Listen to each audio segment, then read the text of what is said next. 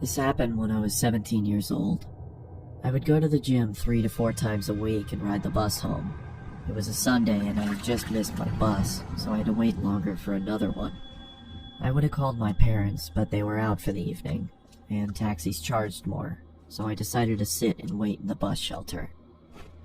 It was a cold night and snow had just started peppering the ground. My bus was taking longer than usual, so I got my phone out and listened to some music. Almost an hour had passed. It was freezing and I hadn't seen anyone at all. That was until I noticed something out of the corner of my eye. It was a creepy guy dressed in thick layers of clothing, walking slowly towards me. I knew staring at him would draw more attention, so I just focused on my phone. He sat down at the other end of the shelter and just stared at me. There was something off about him.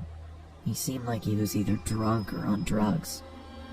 He then asked, "When is the bus due?" I took out my earphones and said, "I think it's delayed, because of the snow."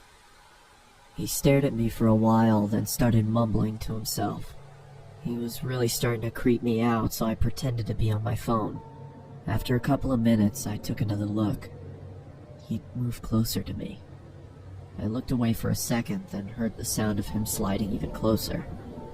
I turned to him and said, "You okay there?" He stared at me with glossy eyes, lifted his arm and leaned towards me. Immediately, I grabbed my bag and ran as he fell to the ground.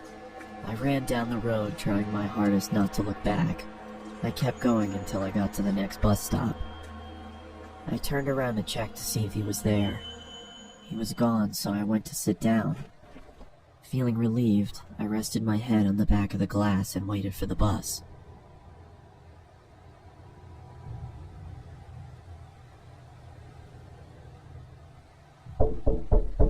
I jolted and turned around to see the same guy staring at me through the glass. What the hell is wrong with you? Then he started walking around the shelter towards me.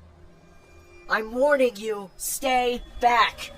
I yelled in panic as I was backing up. I wanted to run, but I left my bag in the shelter and I couldn't leave without it. Suddenly, the man leaped at me and I quickly moved out of the way. He fell to the ground face first. I froze in shock, then noticed the blood coming from his face. I tried to get a response out of him, but nothing worked. I called the police and paramedics and they arrived shortly after.